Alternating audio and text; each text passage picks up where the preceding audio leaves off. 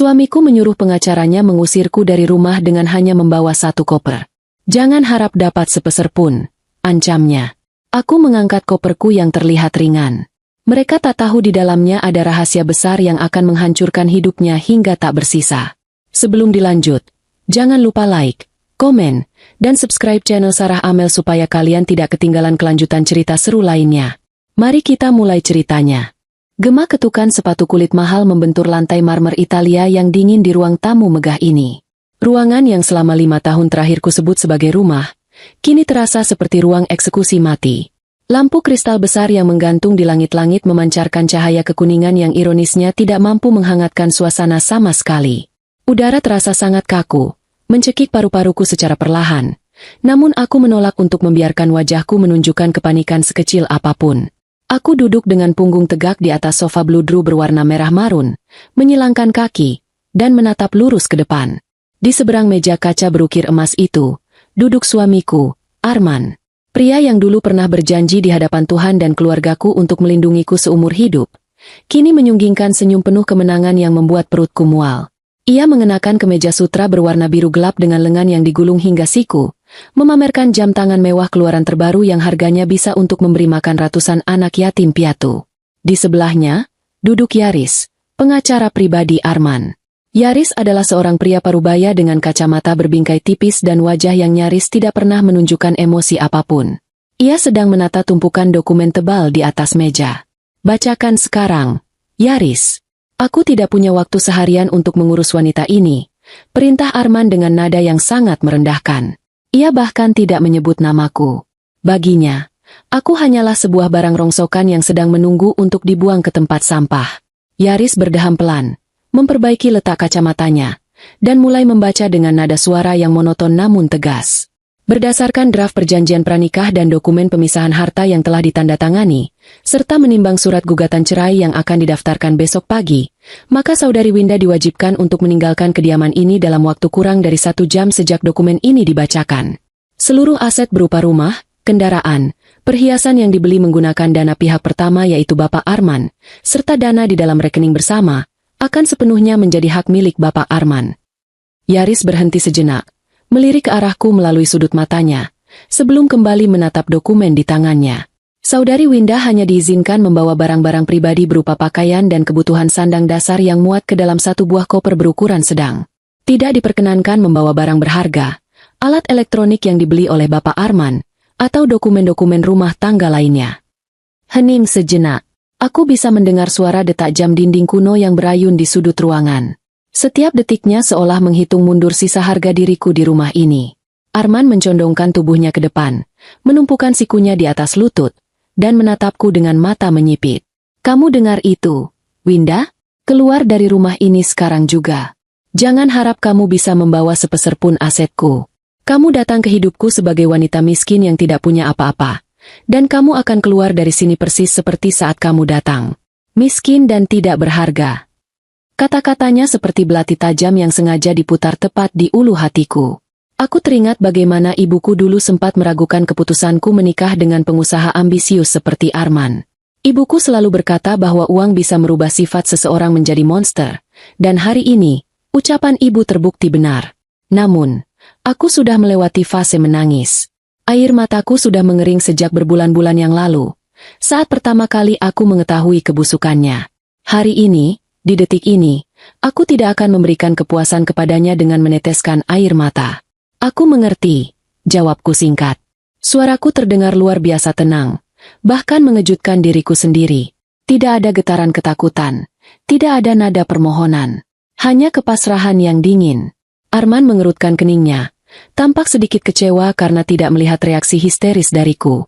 Ia mungkin membayangkan aku akan bersujud di kakinya, memohon-mohon agar tidak diusir, atau menangis meraung-raung meratapi nasibku. Kesunyianku mengganggunya. Tunggu apa lagi? Pergi ke kamar dan kemasi pakaian murahmu itu. Aku akan mengawasi setiap barang yang kamu masukkan ke dalam koper. Aku tidak akan membiarkanmu mencuri 1 sendok pun dari rumahku. Ancamnya lagi. Suaranya naik 1 oktav. Aku berdiri perlahan, merapikan lipatan rokku, dan berjalan menuju tangga pualam yang melingkar menuju lantai 2. Setiap langkahku terasa berat, Namun bukan karena kesedihan, melainkan karena aku harus menahan debar jantungku sendiri. Arman mengikutiku dari belakang seperti seorang sipir penjara yang sedang mengawasi narapidana. Sesampainya di kamar tidur utama, kamar yang menyimpan begitu banyak kebohongan, aku menarik sebuah koper kecil berwarna hitam dari dalam lemari. Aku membuka pintu lemari pakaianku. Di sana tergantung deretan gaun-gaun indah, tas-tas bermerek, dan sepatu-sepatu mahal yang semuanya dibelikan oleh Arman untuk memamerkanku sebagai istri yang sempurna di depan rekan-rekan bisnisnya. Aku sama sekali tidak menyentuh barang-barang itu. Aku beralih ke laci bawah, tempat aku menyimpan pakaian-pakaian lamaku. Pakaian sederhana yang aku beli dengan uang hasil keringatku sendiri jauh sebelum aku mengenalnya. Kaos katun biasa, celana kain, dan beberapa setel piyama yang warnanya sudah mulai memudar. Aku melipat pakaian-pakaian itu dengan rapi dan memasukkannya ke dalam koper. Arman berdiri bersandar di ambang pintu, menyilangkan tangan di dada. Matanya mengawasi setiap pergerakanku dengan penuh kecurigaan. Ia sesekali mendengus meremehkan saat melihat kaos lusuh yang kumasukkan. Bagus. Setidaknya kamu sadar diri barang mana yang pantas untuk wanita sekelasmu. Cemooh Arman, mencoba memancing emosiku lagi. Aku mengabaikannya. Tangan kananku menyelinap ke dalam saku celana panjang yang sedang kulipat.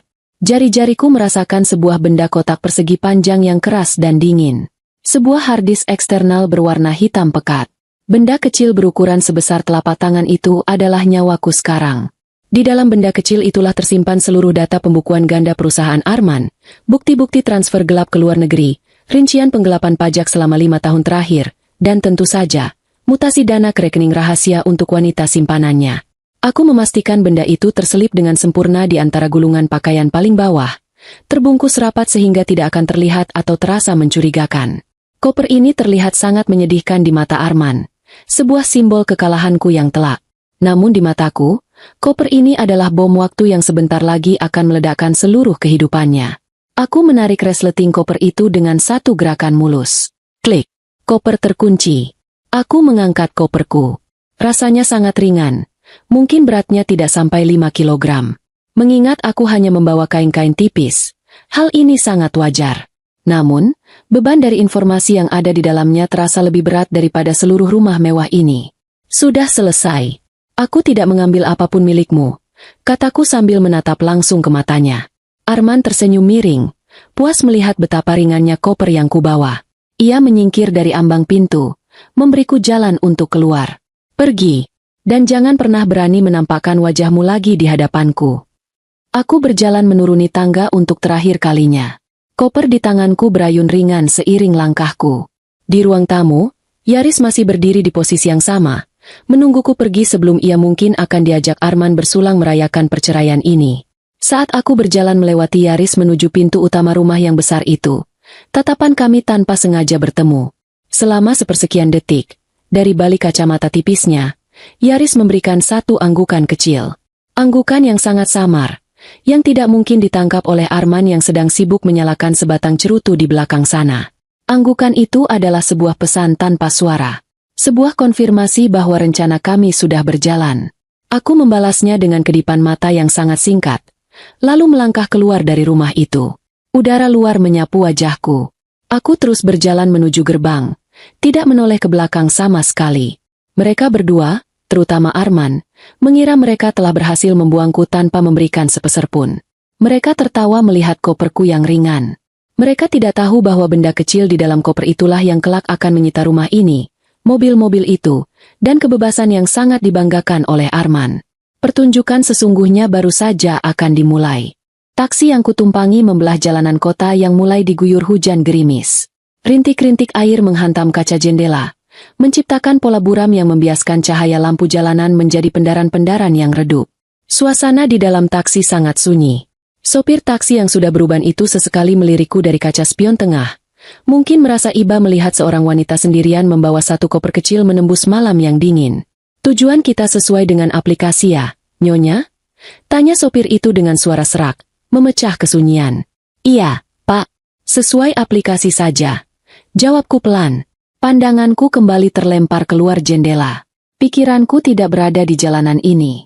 Pikiranku melayang mundur ke belakang, mengurai kembali benang-benang kebohongan yang telah menjeratku selama berbulan-bulan, Kebohongan yang akhirnya memaksaku untuk bertransformasi dari seorang istri yang penuh cinta menjadi seorang wanita yang merencanakan kehancuran suaminya sendiri. Semuanya bermula sekitar 2 tahun yang lalu. Saat itu, kehidupan rumah tangga kami terasa sangat sempurna. Bisnis properti yang dijalankan Arman sedang berada di puncak kejayaan. Kami sering merencanakan liburan, membicarakan tentang anak, dan menata masa depan. Namun, tiba-tiba saja, seperti badai yang datang tanpa peringatan, Arman pulang dengan wajah pucat dan bahu yang merosot. Malam itu, ia duduk di ujung tempat tidur, menenggelamkan wajahnya di kedua telapak tangannya. Dengan suara bergetar yang terdengar sangat meyakinkan, ia bercerita bahwa perusahaannya sedang di ujung tanduk. Ia mengatakan ada beberapa proyek besar yang gagal, investor menarik dana, dan perusahaan menanggung utang miliaran rupiah. Ia meratap, memeluk lututku, dan mengatakan bahwa ia mungkin akan bangkrut total. Sebagai seorang istri, hatiku hancur melihat suamiku dalam keadaan sekacau itu. Aku memeluk kepalanya, mengelus rambutnya, dan berjanji bahwa aku akan selalu ada di sisinya apapun yang terjadi. Kita mulai dari nol lagi, tidak apa-apa. Mas, aku akan membantumu. Kita hadapi ini bersama, kataku saat itu, dengan air mata ketulusan yang membasahi pipiku. Bodohnya aku. Betapa polos dan bodohnya diriku saat itu. Sejak malam itu, kehidupan kami berubah drastis secara sepihak. Arman mulai menerapkan penghematan ekstrim. Ia memotong uang belanjaku hingga 70%. Ia menyuruhku memberhentikan 2 asisten rumah tangga kami, memaksaku mengerjakan seluruh pekerjaan rumah sendirian dari pagi hingga malam. Memasak, mencuci, membersihkan rumah sebesar itu. Semuanya kulakukan demi membantunya berhemat. Aku rela tidak pernah membeli baju baru selama 2 tahun. Aku menjual kalung emas pemberian ibu mertuaku untuk menutupi biaya tagihan listrik yang menunggak, karena Arman beralasan uang kas perusahaannya kosong. Aku sering makan hanya dengan sayur sisa kemarin yang kuhangatkan kembali. Sementara aku selalu memastikan Arman mendapatkan makanan bergizi sebelum ia berangkat kerja. Aku mengorbankan kesehatanku, waktuku, dan kewarasanku demi mendukung suami yang kukira sedang berjuang menyelamatkan keluarga kami. Namun, perlahan-lahan, kejanggalan mulai bermunculan. Di saat aku mengikat perut menahan lapar, Arman pulang dengan aroma parfum mahal yang belum pernah aku cium sebelumnya. Aroma itu manis, menyengat, dan sangat asing. Ketika aku bertanya, ia beralasan itu adalah parfum sampel dari klien atau ia terpaksa meminjam parfum rekan kerjanya setelah rapat panjang yang membuatnya berkeringat. Ia juga mulai sering pulang larut malam. Bahkan tidak jarang ia tidak pulang sama sekali dengan alasan harus menginap di kantor untuk mengurus berkas-berkas audit.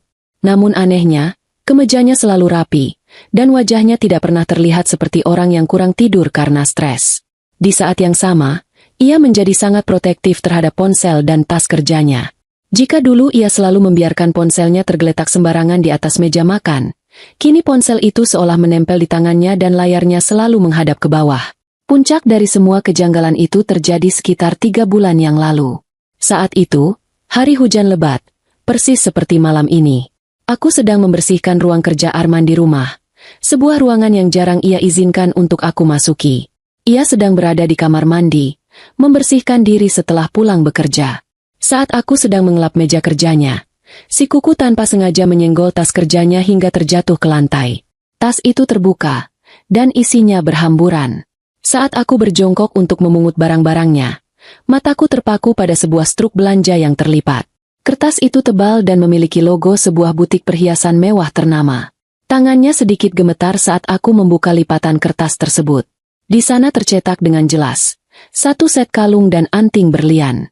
Total harga mencapai angka yang membuat napasku terhenti sejenak, setara dengan harga sebuah mobil mewah.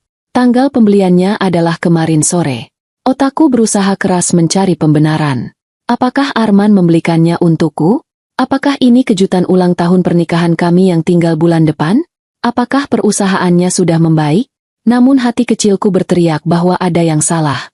Aku teringat bagaimana kemarin pagi ia masih berteriak marah kepadaku hanya karena aku membeli daging sapi untuk makan malam yang dianggapnya terlalu boros. Pria yang memarahi istrinya karena membeli lauk sedikit mahal tidak mungkin membelikan berlian seharga ratusan juta untuk istri yang sama. Didorong oleh rasa penasaran dan firasat buruk yang luar biasa kuat, aku mulai mencari tahu. Aku tidak mengonfrontasinya. Aku tahu jika aku bertanya langsung, ia akan memutarbalikkan fakta dan membuatku terlihat seperti istri yang gila dan penuh curiga. Aku memilih untuk diam dan mengamati. Hari demi hari, aku mulai merangkai kepingan-kepingan teka-teki itu. Aku mendengarkan pembicaraan teleponnya yang sembunyi-sembunyi dari balik pintu. Aku memeriksa mutasi rekening bank yang laporan fisiknya sering ia buang sembarangan di tempat sampah luar rumah. Dari sanalah kebenaran yang mengerikan itu mulai terkuak satu persatu, mengelupas kulit palsu dari suamiku. Arman tidak pernah bangkrut. Perusahaannya justru sedang meraup keuntungan gila-gilaan. Kebangkrutan itu hanyalah cerita rekayasa yang ia ciptakan sebagai alasan untuk tidak memberiku uang, sambil perlahan-lahan menyedot dan memindahkan seluruh aset bersama kami ke rekening-rekening rahasia atas nama orang lain. Ia sengaja membuatku menderita, membuatku terlihat seperti pembantu yang kumal, karena ia memang sedang merencanakan untuk membuangku. Lalu, di mana uang-uang miliaran itu mengalir? Jawabannya menemukan jalannya sendiri ketika aku diam-diam mengikuti Arman saat ia beralasan pergi keluar kota. Ia tidak pergi ke bandara. Mobil mewahnya berhenti di pelataran sebuah apartemen mewah yang sangat eksklusif di pusat kota. Di sanalah aku melihatnya. Dari jarak yang aman, aku melihat suamiku turun dari mobil, disambut oleh seorang wanita muda yang sangat cantik, berkulit mulus, dan mengenakan pakaian desainer dari ujung kepala hingga ujung kaki. Wanita itu memeluk leher Arman dengan manja, dan Arman mencium bibirnya tanpa rasa ragu sedikitpun. Di telinga wanita itu, menggantung sepasang anting berlian yang persis sama dengan deskripsi di struk yang kutemukan. Namanya adalah Saska. Aku mengetahuinya setelah menyewa seorang penyelidik swasta dengan menggunakan uang sisa tabunganku sendiri yang jumlahnya tak seberapa.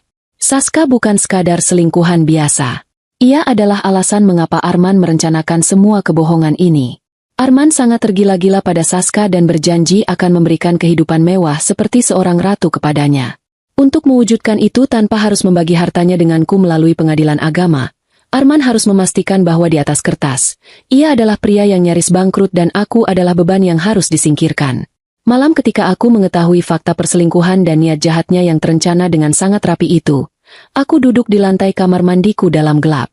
Aku tidak menangis histeris. Air mataku memang turun mengalir, namun bukan karena kesedihan kehilangan cinta Arman. Aku menangisi diriku sendiri. Aku menangisi tahun-tahun yang terbuang percuma, mengorbankan segalanya untuk pria yang sebenarnya sedang menusuk punggungku berulang kali sambil tersenyum menatap mataku. Rasa sakit pengkhianatan itu terlalu besar hingga melampaui batas kewarasan, berubah menjadi sesuatu yang dingin, keras, dan tajam di dalam dadaku.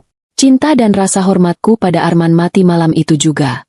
Di lantai kamar mandi yang dingin itu, seorang istri yang naif telah tiada. Sebagai gantinya, lahir seorang wanita yang bersumpah tidak akan pernah membiarkan pria itu dan selingkuhannya menikmati hasil dari penderitaan yang mereka ciptakan. Taksi berguncang pelan melewati sebuah lubang di jalan, menyentakkanku kembali ke masa kini. Aku menarik napas panjang, menghirup aroma pengharum ruangan mobil yang murah. Pandanganku tertuju pada koper kecil di pangkuanku. Aku menepuknya pelan.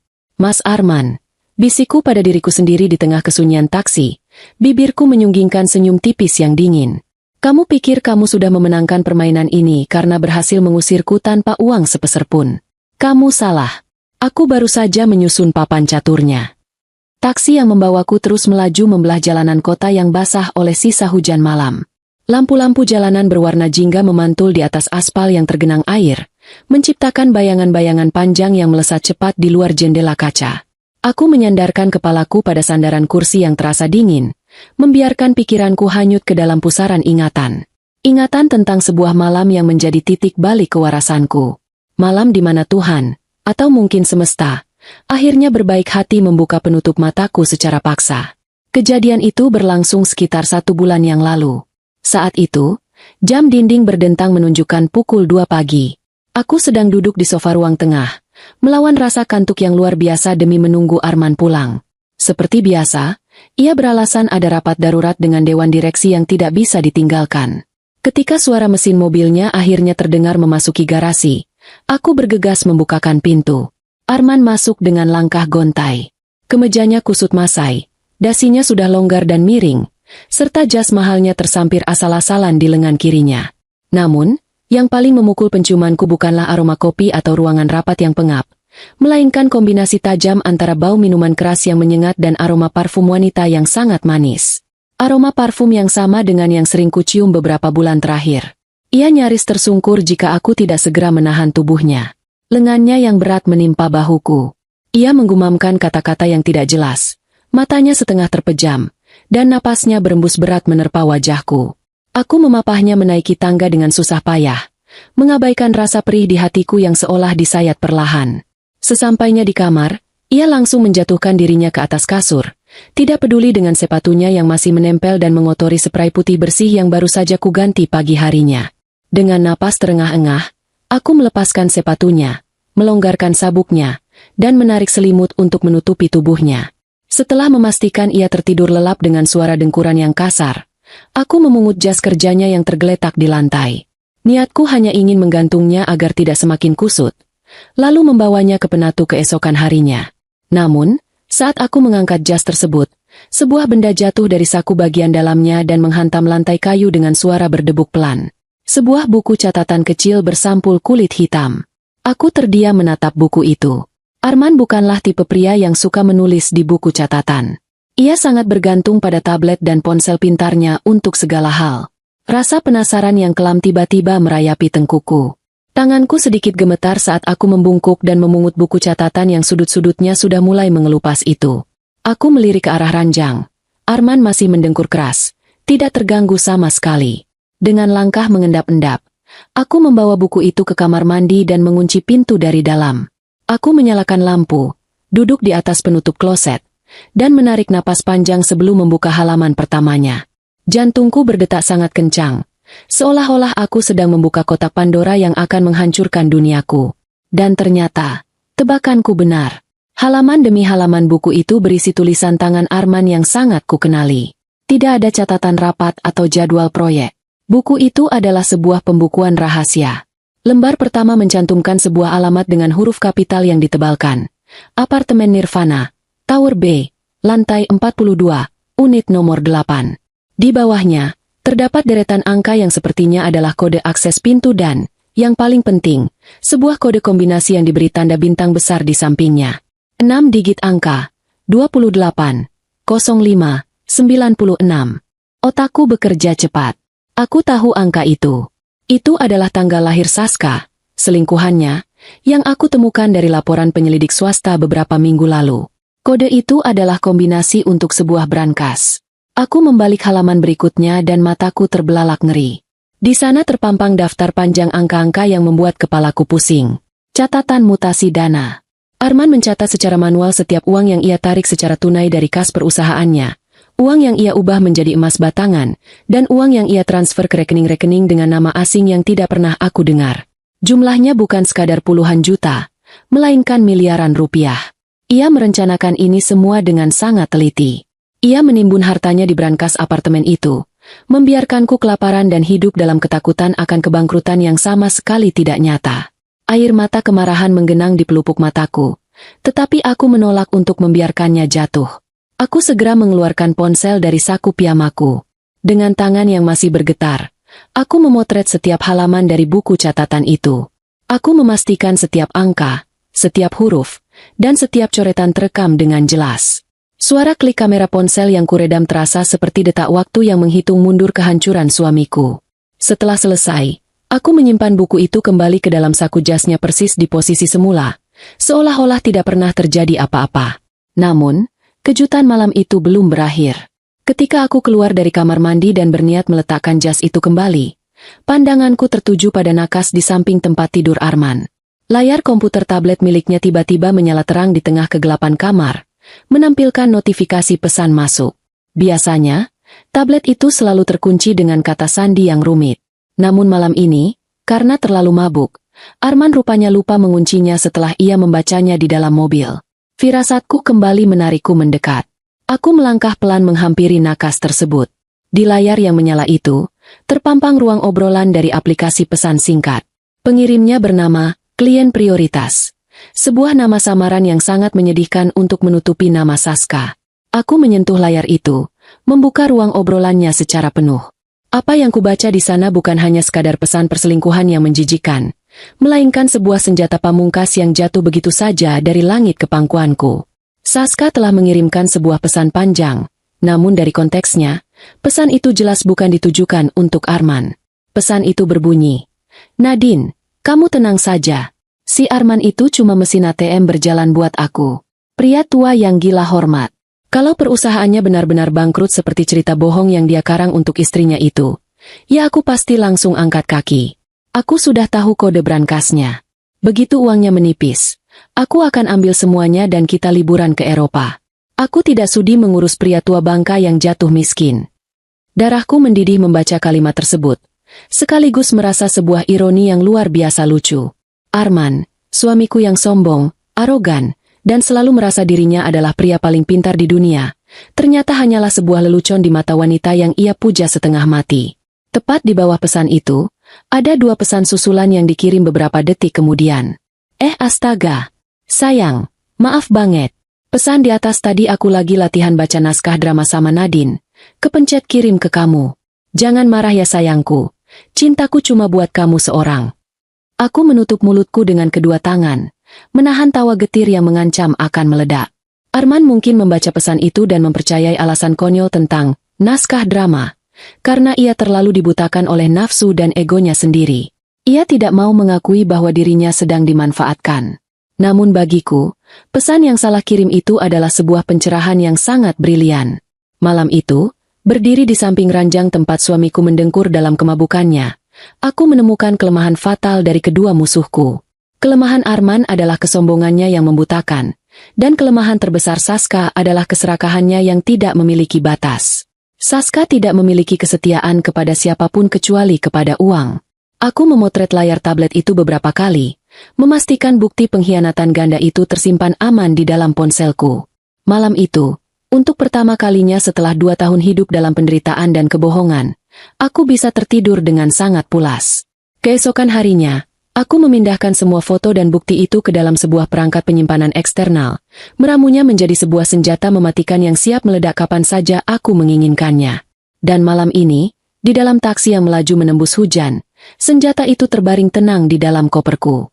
Taksi perlahan mengurangi kecepatan dan berbelok memasuki pelataran parkir sebuah warung makan sederhana yang buka 24 jam. Tempat ini terletak di pinggiran kota, jauh dari kawasan elit tempat aku dan Arman tinggal, dan sama sekali bukan tempat yang akan dikunjungi oleh orang-orang dari lingkaran sosial suamiku. Cahaya lampu neon dari pelang warung makan itu berkedip-kedip redup, menerangi genangan air hujan di paving blok. Aku membayar ongkos taksi, mengucapkan terima kasih kepada sopir yang sedari tadi diam, lalu melangkah keluar sambil menenteng koper kecilku. Udara malam yang dingin langsung menusuk pori-pori kulitku, namun aku tidak memedulikannya. Aku melangkah masuk ke dalam warung yang sepi tersebut. Hanya ada 2 orang pengemudi ojek daring yang sedang tertidur di sudut ruangan, serta seorang pelayan yang sedang membersihkan meja sambil menguap. Mataku menyapu ruangan dan langsung menemukan sosok yang kucari. Di meja paling ujung yang agak tersembunyi dari pandangan luar, duduk seorang pria mengenakan jaket kulit berwarna coklat gelap dan topi bisbol yang ditarik rendah menutupi sebagian wajahnya. Di depannya terdapat secangkir kopi hitam yang masih mengepulkan asap tipis. Jika ada orang yang melihatnya sekarang, tidak akan ada yang menyangka bahwa pria ini adalah Yaris, pengacara korporat dengan bayaran termahal di kota ini, pria yang beberapa jam lalu berdiri dengan angkuh membacakan surat pengusiranku. Aku berjalan menghampirinya dan menarik kursi plastik di hadapannya. Suara gesekan kaki kursi dengan lantai ubin membuat Yaris mendongak. Ia melepaskan topinya, memperlihatkan wajahnya yang terlihat jauh lebih lelah dan menua tanpa kacamata berlensa tipis dan setelan jas mahalnya. "Kamu berhasil keluar tanpa dicurigai?" tanya Yaris tanpa basa-basi, suaranya serak dan pelan. "Seperti yang kamu lihat," jawabku tenang, meletakkan koper kecilku di atas kursi kosong di sebelahku. Arman terlalu sibuk merayakan kemenangannya. Dia pikir koper ini hanya berisi baju-baju bekas yang tidak berharga. Yaris mendengus sinis, sebuah tawa kering yang sama sekali tidak mengandung kegembiraan. Ia menyesap kopi hitamnya sebelum mencondongkan tubuhnya ke depan. Arman selalu meremehkan orang-orang di sekitarnya. Itu adalah penyakit kronisnya. Dia pikir dia bisa mengendalikan semua orang layaknya bidak catur. Aku mengangguk setuju. Hubungan kerja sama rahasiaku dengan Yaris tidak terjadi dalam semalam. Semuanya bermula 2 minggu yang lalu, ketika aku nekat mendatangi kantor pribadi Yaris tanpa sepengetahuan Arman.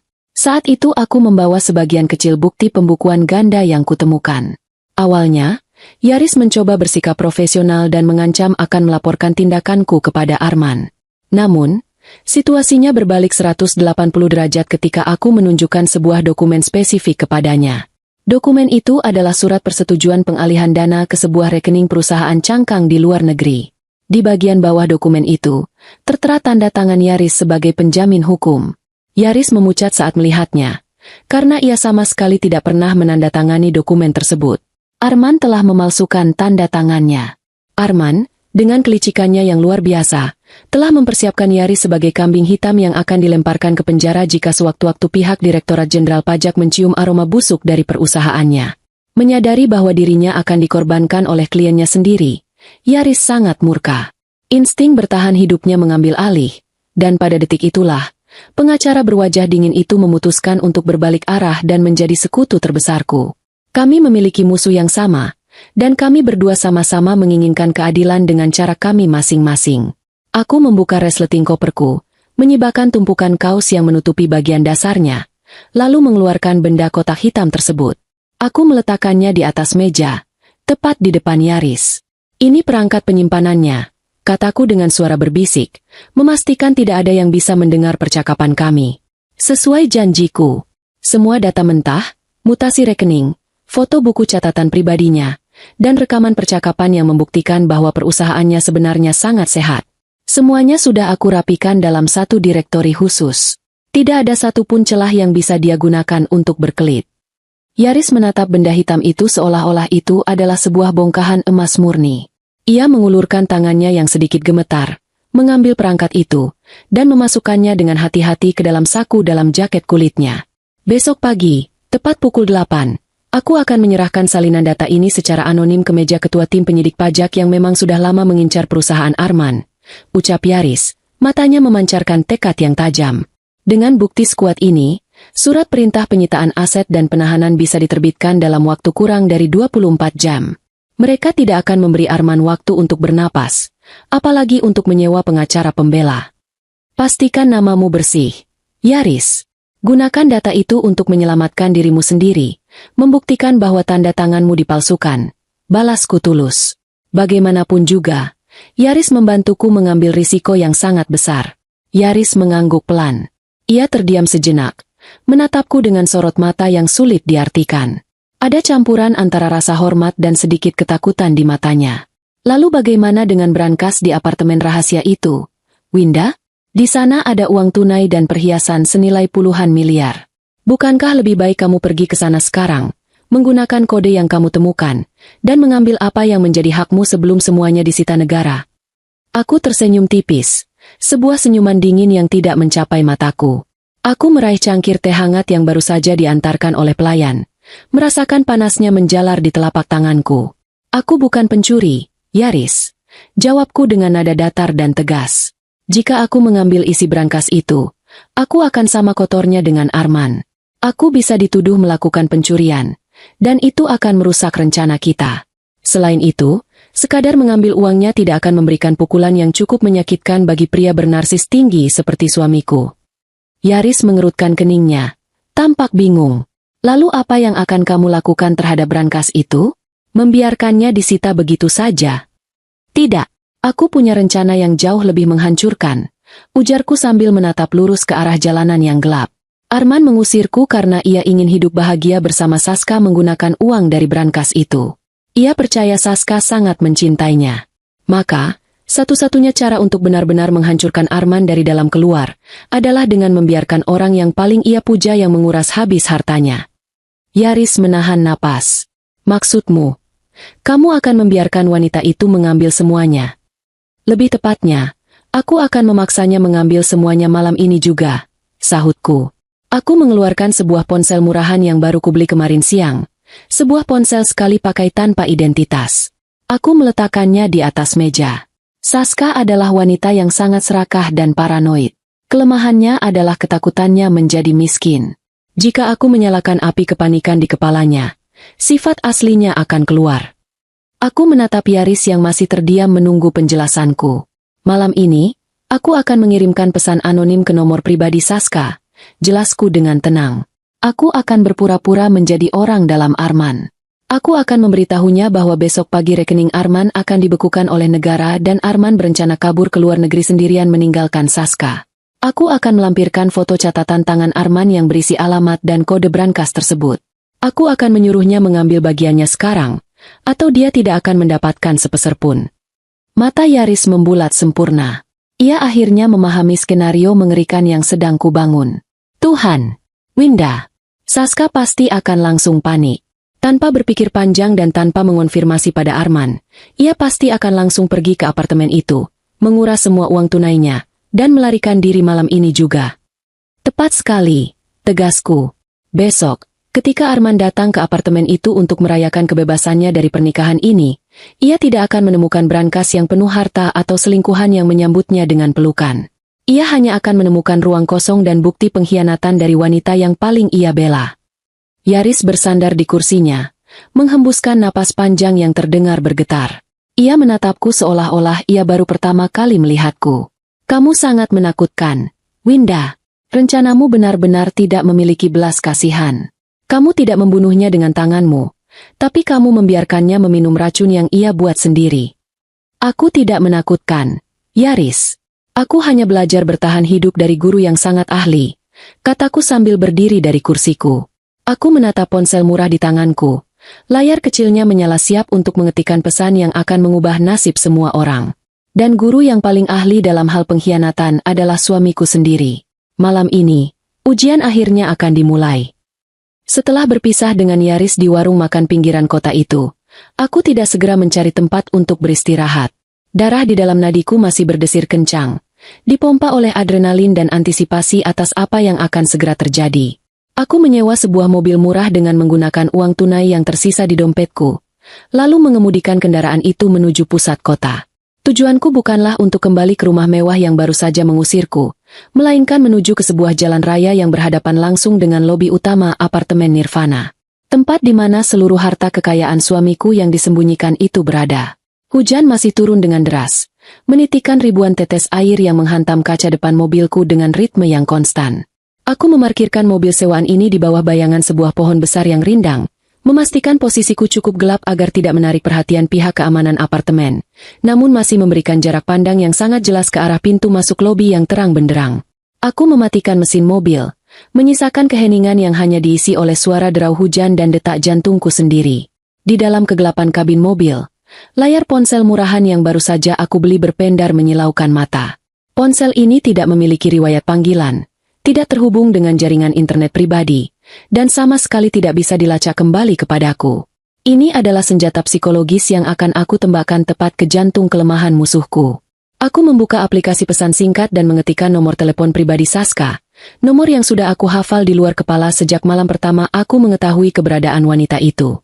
Jari-jariku melayang di atas papan ketik virtual. Aku harus menyusun pesan ini dengan sangat hati-hati. Pesan ini tidak boleh terdengar seperti ancaman dari seorang istri yang sedang marah, karena Saska pasti akan langsung mengabaikannya atau menertawakannya.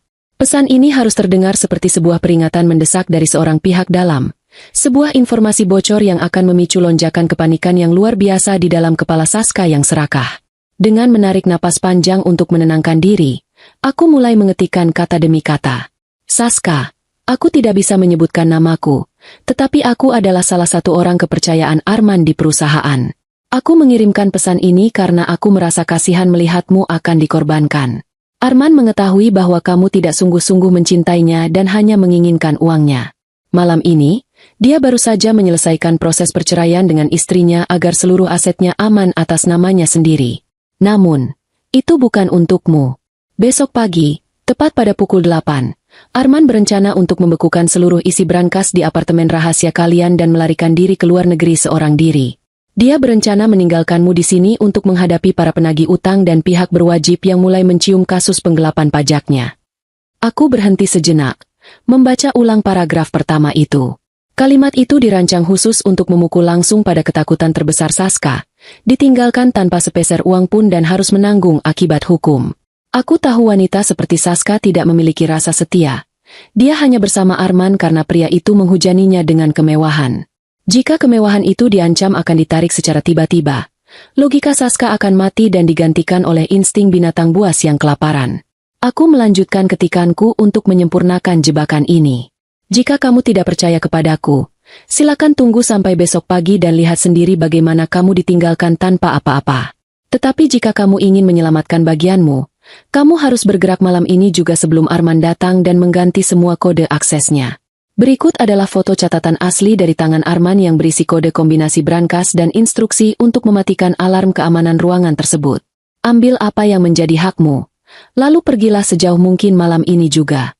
Jangan pernah mencoba untuk menghubungi Arman setelah kamu membaca pesan ini, karena dia sedang bersama orang-orangnya yang akan mencegahmu. Pilihan ada di tanganmu sekarang. Setelah memastikan tidak ada kesalahan ejaan yang mencurigakan, aku melampirkan 2 buah foto yang aku ambil dari buku catatan hitam milik Arman pada malam ketika dia pulang dalam keadaan mabuk berat. Foto pertama menunjukkan secara jelas alamat lengkap apartemen, nomor lantai, dan deretan 6 digit angka tanggal lahir Saska yang dijadikan kode kombinasi brankas. Foto kedua memperlihatkan instruksi manual untuk menonaktifkan sistem keamanan ruangan dari panel listrik utama. Tidak ada bukti yang lebih meyakinkan daripada tulisan tangan suamiku sendiri. Aku menatap tombol kirim di layar ponsel selama beberapa detik. Ini adalah titik yang tidak bisa dikembalikan lagi. Begitu aku menekan tombol ini, rentetan peristiwa yang akan menghancurkan hidup Arman akan bergulir tanpa bisa dihentikan. Tanpa keraguan sedikit pun, aku menekan tombol tersebut. Pesan terkirim.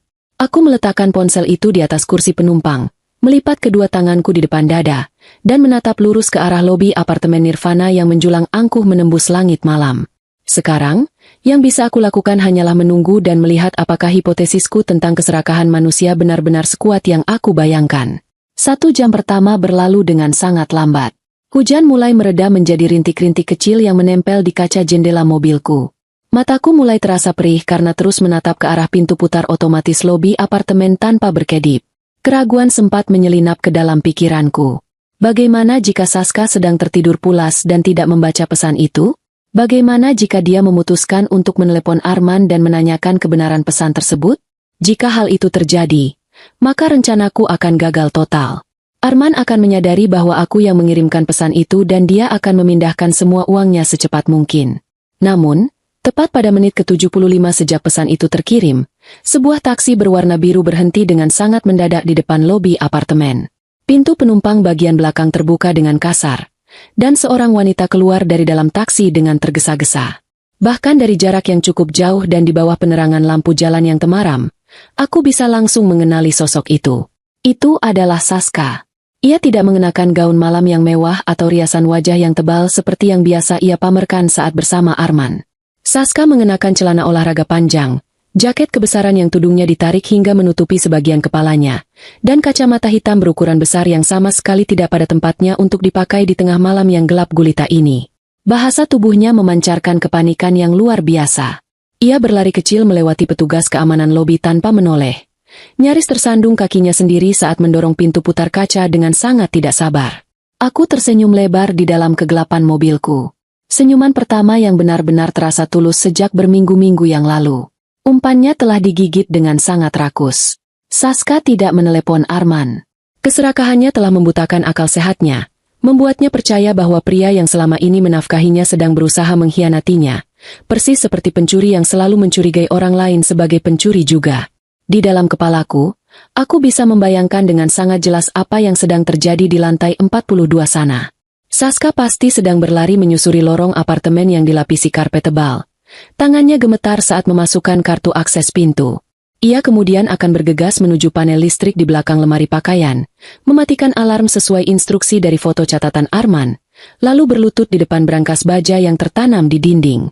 Ia akan memasukkan 6 digit angka yang merupakan tanggal lahirnya sendiri, memutar tuas besi yang berat itu, dan menemukan tumpukan uang tunai, perhiasan, serta emas batangan senilai puluhan miliar rupiah yang selama ini menjadi alasan suamiku menyiksaku secara finansial. Aku terus menunggu dengan penuh kesabaran. Waktu seakan berhenti berdetak. Sekitar 40 menit kemudian, pintu putar lobi apartemen kembali bergerak. Saska muncul dari dalam gedung. Kali ini, ia tidak berlari dengan tangan kosong. Ia sedang menyeret 2 buah koper berukuran sangat besar yang terlihat luar biasa berat. Urat-urat di leher dan tangannya menonjol saat ia berusaha mengangkat koper-koper itu menuruni tangga kecil di depan lobi. Petugas keamanan yang berjaga mencoba menawarkan bantuan, namun Saska menepis tangan petugas itu dengan kasar dan terlihat meneriakkan sesuatu yang membuat petugas itu mundur dengan wajah kebingungan. Saska memberhentikan sebuah taksi lain yang kebetulan sedang melintas. Dengan sisa tenaga yang ia miliki, dibantu oleh sopir taksi yang tampak menggerutu, ia memasukkan kedua koper raksasa itu ke dalam bagasi mobil. Setelah bagasi ditutup dengan bunyi bantingan yang keras, Saska langsung masuk ke kursi belakang dan taksi itu melesat pergi membelah jalanan malam, menghilang di telan kabut tipis dan gelapnya kota. Aku menyandarkan kepalaku ke sandaran kursi mobil dan mengembuskan napas panjang yang terasa sangat melegakan. Dadaku terasa ringan. Seringan koper kecil berisi pakaian murah dan sebuah perangkat penyimpanan data yang tergeletak di kursi belakang mobilku. Saska telah membawa pergi seluruh harta tunai dan perhiasan suamiku. Wanita itu pasti akan langsung menuju ke Bandar Udara Internasional, membeli tiket penerbangan paling awal menuju negara manapun yang tidak memiliki perjanjian ekstradisi, dan tidak akan pernah kembali lagi. Arman, pria yang begitu sombong dan merasa bisa mengendalikan dunia dari telapak tangannya, kini telah dirampok habis-habisan oleh wanita yang paling ia percayai. Besok pagi, ketika ia membuka brankas itu untuk merayakan kebebasannya dariku, ia akan menemukan sebuah ruang hampa yang akan menghancurkan kewarasannya. Dan bagian yang paling memuaskan dari semua ini adalah, aku sama sekali tidak menyentuh uang kotor tersebut. Tangan dan namaku tetap bersih.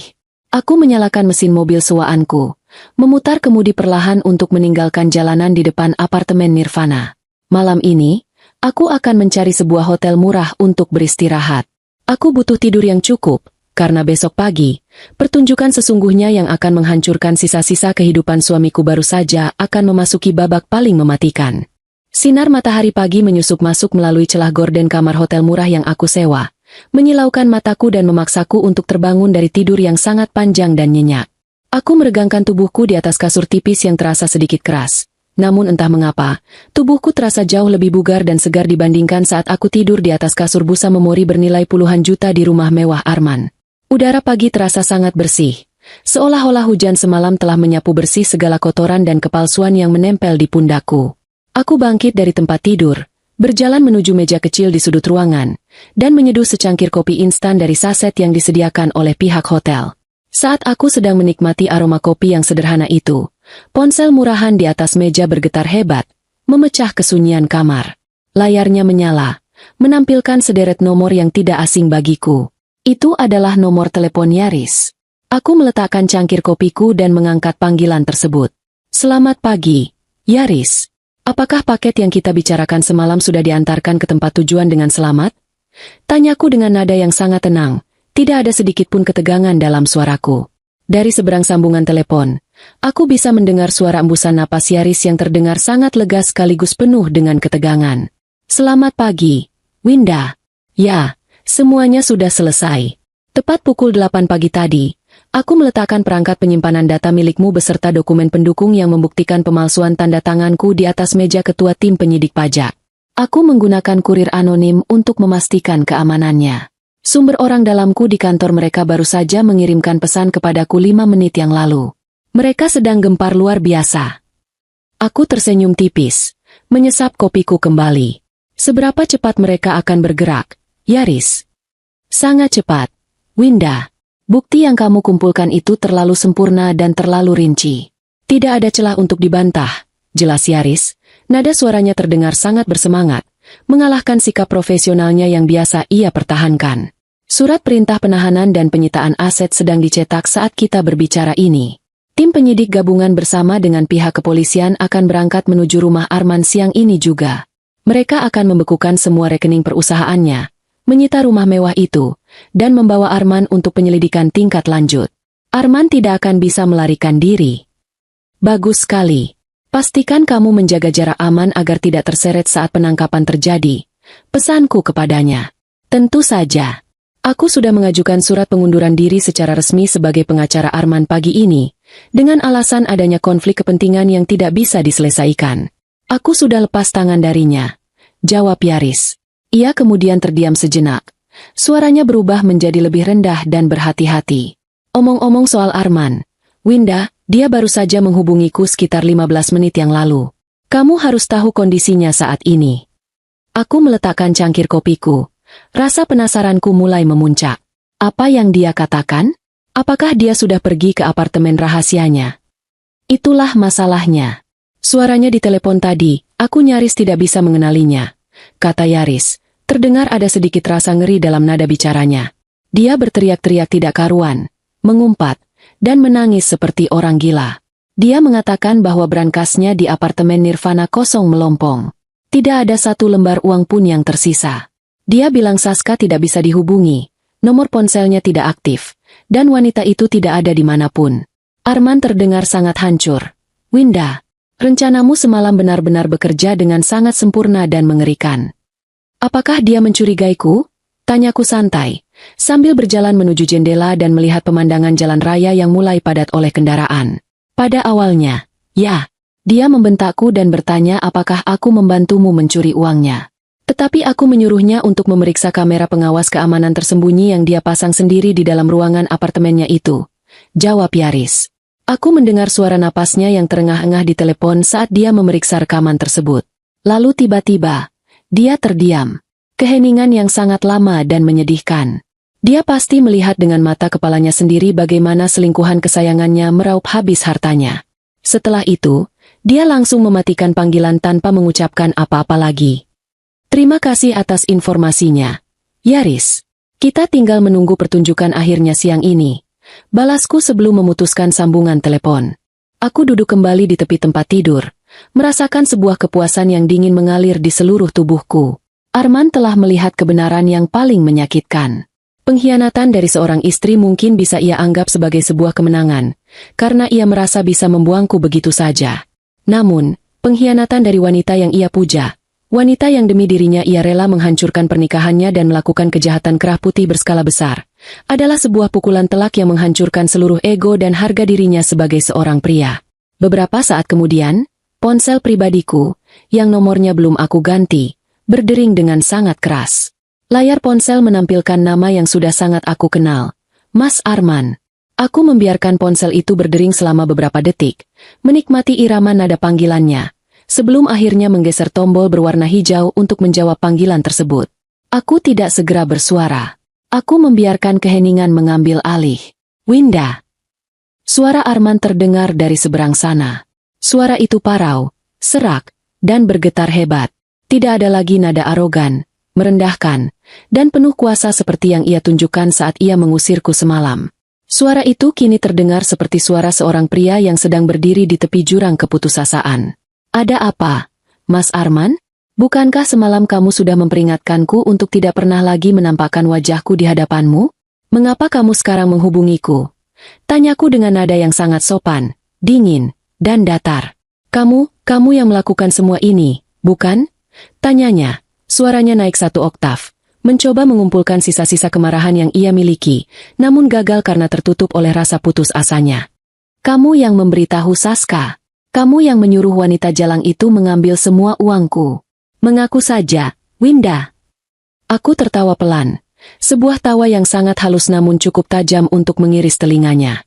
Aku menyuruhnya? Mas Arman, kamu terlalu melebih-lebihkan kekuatanku.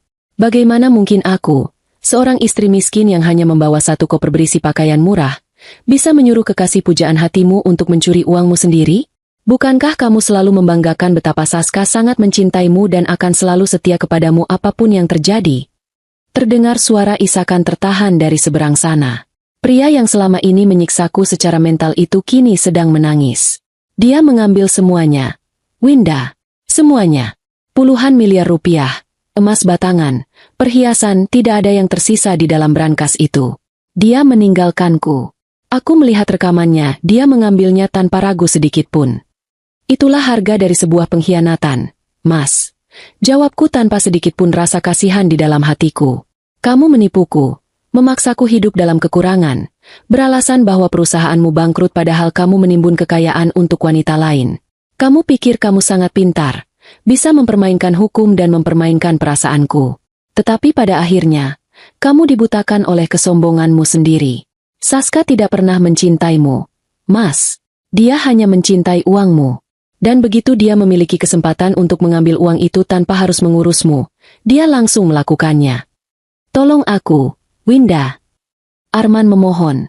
Suaranya terdengar sangat menyedihkan dan merendahkan diri sendiri. Ia bahkan memanggil namaku dengan nada putus asa. Aku tidak punya apa-apa lagi. Uang tunai perusahaanku sudah aku pindahkan semua ke brankas itu. Aku terancam gagal bayar proyek. Kembali padaku, Winda. Kita bisa melaporkan Saska ke polisi bersama-sama.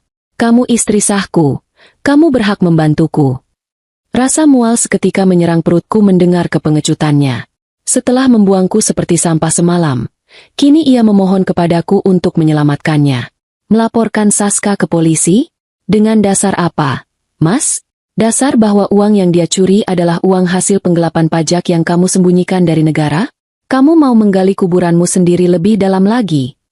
Arman terdiam. Napasnya terdengar semakin berat. Ia menyadari kebenaran perkataanku. Ia tidak bisa melaporkan pencurian itu kepada pihak berwajib, karena hal itu sama saja dengan membuka kedok kejahatannya sendiri. Ia terjebak dalam perangkap yang ia bangun sendiri. Kamu tidak bisa meminta pertolonganku, Mas. Hubungan kita sudah berakhir sejak kamu menyuruh Yaris membacakan surat pengusiran itu. Kataku dengan ketegasan yang mutlak. Kamu sendirian sekarang. Tidak ada uang, tidak ada selingkuhan yang cantik, dan sebentar lagi tidak akan ada rumah mewah itu. Apa maksudmu, Winda? Tanya Arman. Kepanikan baru terdengar merayapi suaranya. Nikmati saja sisa waktumu sebagai pria bebas. Mas, aku sarankan kamu bersiap-siap dan mengenakan pakaian yang rapi. Jangan sampai tetangga melihatmu ditangkap dalam keadaan berantakan. Ucapku dingin. Sebelum Arman sempat merespons atau bertanya lebih jauh, aku segera menekan tombol merah untuk memutus sambungan telepon. Aku meletakkan ponselku di atas meja dengan perasaan yang luar biasa ringan. Tidak ada lagi rasa dendam yang mengganjal di dada. Aku telah membuktikan bahwa pembalasan dendam tidak perlu dilakukan dengan berteriak, merusak barang, atau melakukan kekerasan fisik. Pembalasan dendam yang paling sempurna adalah dengan membiarkan musuhmu menghancurkan dirinya sendiri karena keserakahan dan kebodohannya. Sementara kamu berdiri jauh di tempat yang aman, menonton kehancuran itu dengan secangkir kopi hangat di tangan. Siang ini, badai sesungguhnya akan menghantam rumah mewah yang penuh kebohongan itu, dan aku tidak sabar untuk mendengar berita kejatuhannya. Aku tidak bisa hanya duduk diam di dalam kamar hotel yang sempit ini sambil menunggu kabar dari Yaris. Ada sebuah dorongan kuat di dalam dadaku, sebuah kebutuhan emosional yang mendesak untuk menyaksikan sendiri akhir dari kekaisaran kebohongan yang telah dibangun oleh suamiku. Aku meraih kunci mobil sewaan, merapikan pakaianku, dan bergegas keluar dari hotel.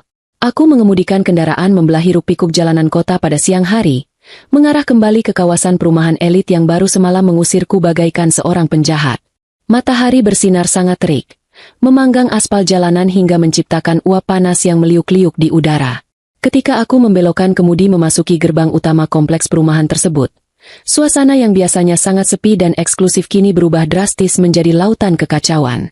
Aku memarkirkan mobilku di bahu jalan, sekitar 50 meter dari rumah mewah milik Arman. Dari posisiku di balik kemudi, aku memiliki pandangan yang sangat jelas dan tidak terhalang menuju ke halaman depan rumah bergaya Mediterania tersebut. Pemandangan di depanku benar-benar menakjubkan. 4 buah mobil patroli kepolisian dengan lampu strobo berwarna biru yang terus berputar menyilaukan mata terparkir sembarangan di depan pagar besi yang menjulang tinggi. Di belakang mobil-mobil kepolisian tersebut, terdapat 3 buah kendaraan operasional berwarna hitam pekat yang membawa lambang resmi dari Direktorat Jenderal Pajak. Suara sirene memang sudah dimatikan, namun keriuhan dari puluhan orang yang berada di sana menciptakan suara dengung yang memekakkan telinga. Rumah-rumah di perumahan elit ini biasanya memiliki penghuni yang sangat tertutup dan individualis. Namun hari ini adalah sebuah pengecualian yang luar biasa. Skandal penangkapan seorang pengusaha terkemuka di tengah hari bolong adalah tontonan yang tidak bisa dilewatkan. Puluhan orang berkumpul di trotoar seberang jalan. Aku bisa melihat para tetangga, yang sebagian besar adalah istri-istri pengusaha dan pejabat yang dulu sering merendahkanku karena penampilanku yang sederhana, kini berdiri berdesakan sambil berbisik-bisik dan menutupi mulut mereka. Beberapa dari mereka bahkan secara terang-terangan mengangkat telepon genggam untuk merekam kejadian bersejarah ini. Aku membuka pintu mobil dan melangkah keluar, berdiri bersandar pada badan kendaraan dengan kedua tangan terlipat di depan dada. Udara panas langsung menerpa wajahku, namun aku tidak memedulikannya. Perhatianku sepenuhnya tertuju pada pintu utama rumah mewah itu yang kini terbuka lebar. Beberapa petugas berseragam resmi tampak berlalu lalang keluar masuk rumah, membawa tumpukan dokumen, komputer jinjing, dan beberapa kotak kardus berisi berkas-berkas penting yang selama ini disembunyikan oleh Arman. Lalu, momen yang paling aku tunggu akhirnya tiba.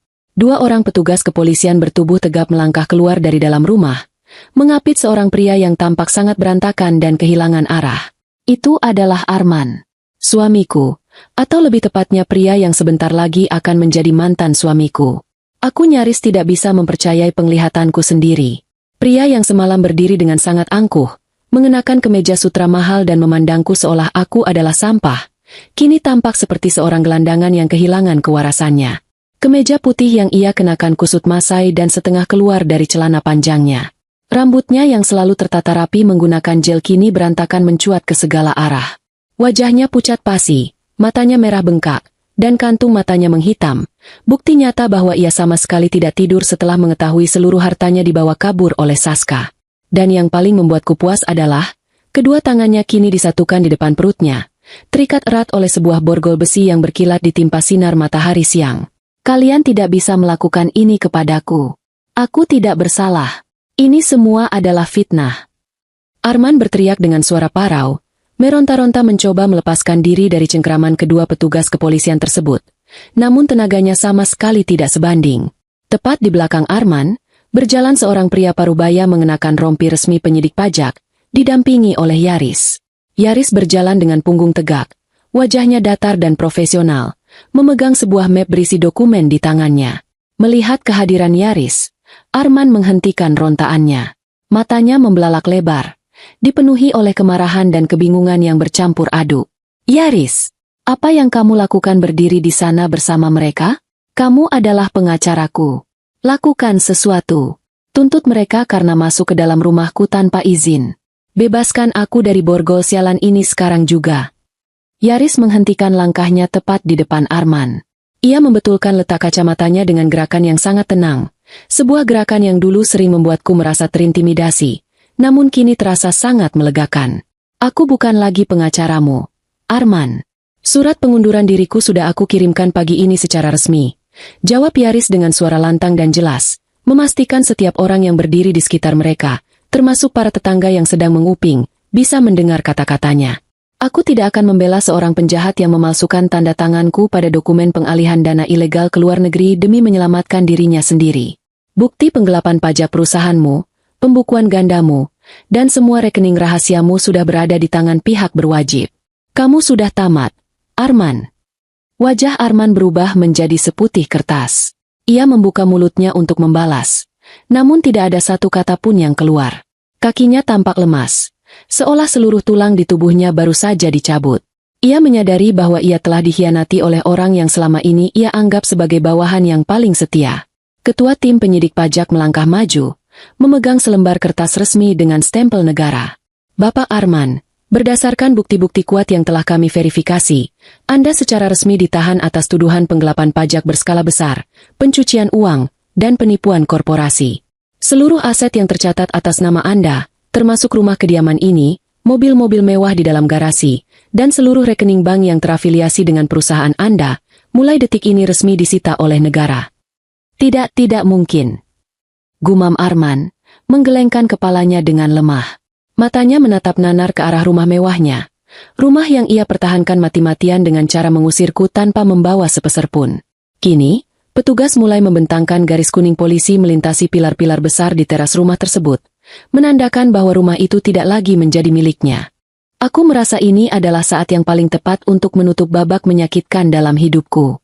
Aku mendorong tubuhku menjauh dari mobil sewaan, dan melangkah pelan mendekati kerumunan. Aku menyibak beberapa orang tetangga yang menghalangi jalanku. Mereka menatapku dengan tatapan terkejut, berbisik-bisik menyebut namaku, namun aku sama sekali tidak peduli. Mataku hanya terkunci pada sosok pria yang sedang diborgol di tengah sana. Langkah kakiku yang teratur akhirnya menarik perhatian Arman. Ia menolehkan kepalanya yang tertunduk, dan pandangan kami saling berserobok. Ketika ia melihatku berdiri di sana, mengenakan pakaian sederhana namun dengan kepala tegak dan sorot mata yang penuh dengan kemenangan, seluruh pertahanannya runtuh. Ia pasti menyadari bahwa koper ringan yang aku bawa tadi malam adalah instrumen utama yang mendatangkan semua kehancuran ini. Aku tidak membawa baju-baju mahal dari rumahnya, melainkan aku membawa kunci yang menghancurkan seluruh kehidupannya. Winda. Panggilnya dengan suara yang nyaris terdengar seperti sebuah bisikan putus asa. Ia mencoba melangkah maju ke arahku, namun petugas kepolisian menahan bahunya dengan kuat. Air mata mulai mengalir deras membasahi pipinya yang kotor. Winda, tolong aku. Katakan kepada mereka bahwa ini semua tidak benar. Aku suamimu. Winda, aku bersujud memohon kepadamu. Aku menyesal. Saska mengambil semua uang tunai yang aku miliki. Jika mereka menyita rumah ini, aku benar-benar akan menjadi gembel. Aku tidak punya tempat tinggal. Aku tidak punya apa-apa lagi di dunia ini. Kerumunan tetangga seketika terkesiap mendengar pengakuan Arman. Berita tentang keberadaan seorang selingkuhan bernama Saska yang membawa kabur uang Arman menjadi bumbu gosip yang paling lezat bagi mereka. Aku berhenti melangkah, menjaga jarak sekitar 2 meter darinya. Aku menatap lurus ke dalam matanya yang dipenuhi oleh ketakutan dan penyesalan yang terlambat. Tidak ada sedikit pun rasa benci atau amarah yang tersisa di dalam hatiku. Yang ada hanyalah rasa kasihan yang sangat dingin. Kamu tidak perlu khawatir tentang tempat tinggal, Mas Arman. Kataku dengan suara yang sangat tenang dan mengalun lembut, namun mematikan. Suaraku menggema di tengah keheningan kerumunan. Negara sudah menyediakan tempat tinggal yang sangat aman untukmu selama belasan tahun ke depan. Memang tidak ada kasur empuk atau pendingin ruangan seperti di dalam rumah ini, tetapi setidaknya kamu tidak perlu lagi berpura-pura bangkrut di hadapan istrimu. Arman terisak keras, menundukkan kepalanya dalam-dalam, tidak mampu lagi membalas tatapanku.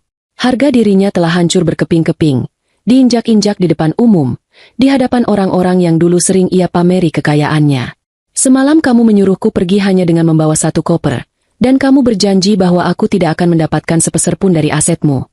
Lanjutku, memastikan setiap kata terdengar sangat jelas. Kamu benar, Mas. Aku memang tidak mendapatkan sepeser pun. Tetapi hari ini, kamu juga akan keluar dari rumah ini tanpa membawa apapun, bahkan sebuah koper kecil pun tidak. Perbedaannya adalah, aku melangkah keluar menuju kebebasan, sementara kamu melangkah menuju kehancuran yang kamu ciptakan sendiri. Aku menoleh ke arah Yaris dan memberikan anggukan kecil sebagai tanda penghormatan dan perpisahan. Yaris membalas anggukanku dengan senyuman tipis yang penuh makna. Bawa dia masuk ke dalam mobil, perintah ketua tim penyidik pajak kepada petugas kepolisian. Kedua petugas itu menarik tubuh Arman secara paksa. Arman menyeret kakinya, menolak untuk berjalan, namun ia tidak memiliki kekuatan untuk melawan. Ia didorong masuk ke dalam kursi belakang mobil kepolisian yang sempit dan gelap. Pintu mobil ditutup dengan bantingan yang sangat keras, memutus pandanganku dari wajah suamiku untuk selamanya. Aku berbalik arah, membelakangi rumah yang kini telah disegel tersebut, dan berjalan menembus kerumunan tetangga yang langsung memberikan jalan untukku seolah-olah aku adalah seorang ratu yang baru saja memenangkan peperangan. Aku masuk kembali ke dalam mobil sewaanku, menyalakan mesin, dan menginjak pedal gas tanpa menoleh ke belakang lagi. Di luar sana, sirene mobil kepolisian mulai meraung kembali, membawa masa laluku pergi menjauh menuju tempat yang seharusnya. Hari ini, keadilan telah ditegakkan tanpa aku perlu mengotori tanganku dengan darah. 2 tahun kemudian, waktu berjalan dengan kecepatan yang sulit dipercaya, menyembuhkan luka-luka lama dan menumbuhkan harapan-harapan baru di atas tanah yang sebelumnya hangus terbakar. Aku berdiri di tengah dapur utama yang luas dan bersih bercahaya, menghirup aroma harum dari bumbu rempah-rempah yang sedang ditumis oleh para koki profesional yang bekerja untukku. Suara dentingan spatula yang beradu dengan wajan besar, deru mesin pendingin ruangan, dan riuh rendah suara para pelayan yang bersiap menyambut pelanggan makan siang adalah simfoni terindah yang menghiasi kehidupan baruku. Aku merapikan kerah jas kerjaku yang berwarna krem elegan. Penampilanku kini telah berubah total. Tidak ada lagi kaos pudar dan celana usang yang dulu menjadi seragam penderitaanku. Rambutku kini dipotong sebahu dengan gaya modern, membingkai wajahku yang kini memancarkan aura kepercayaan diri dan ketenangan.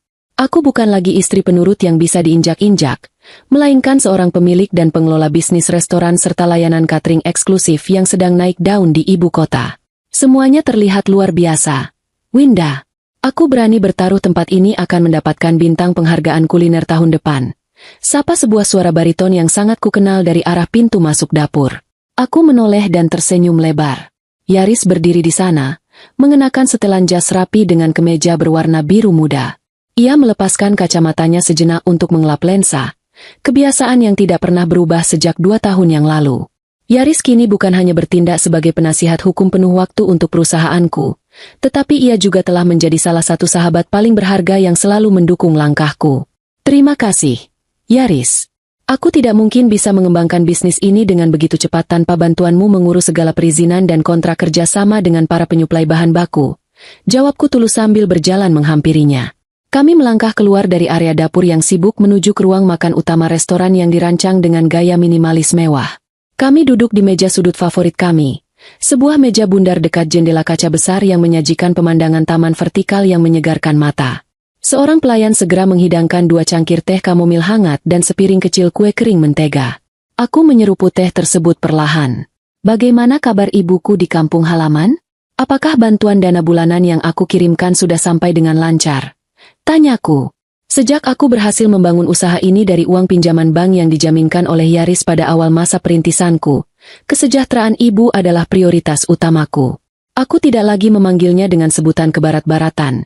Aku memanggilnya ibu, sebuah panggilan yang terasa jauh lebih hangat dan membumi. Ibumu sangat sehat dan bahagia, Winda. Laporan dari bank menunjukkan bahwa transfer bulan ini sudah masuk tepat waktu. Jawab Yaris sambil mengambil sepotong kue. Ibumu juga berpesan agar kamu tidak bekerja terlalu keras dan menyempatkan diri untuk pulang menjenguknya bulan depan. Aku mengangguk pelan, merasa damai mengetahui bahwa orang yang paling aku sayangi kini hidup tanpa kekurangan. Aku pasti akan meluangkan waktu. Bisnis ini sudah memiliki manajer operasional yang sangat bisa diandalkan. Jadi aku bisa bernapas sedikit lebih lega sekarang. Saat kami sedang menikmati teh sore tersebut, pandanganku tanpa sengaja tertuju pada layar televisi layar datar berukuran besar yang terpasang di dinding sebelah meja kasir.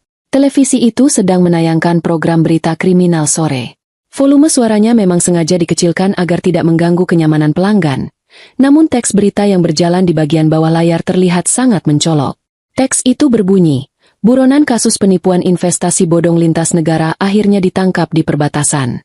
Yaris menyadari arah pandanganku. Ia memutar tubuhnya untuk melihat layar televisi tersebut. Oh, beritanya sudah masuk ke saluran nasional ternyata. Aku membaca laporannya dari jaringan kepolisian pagi tadi. Di layar televisi, tayangan berubah menampilkan sebuah rekaman video amatir.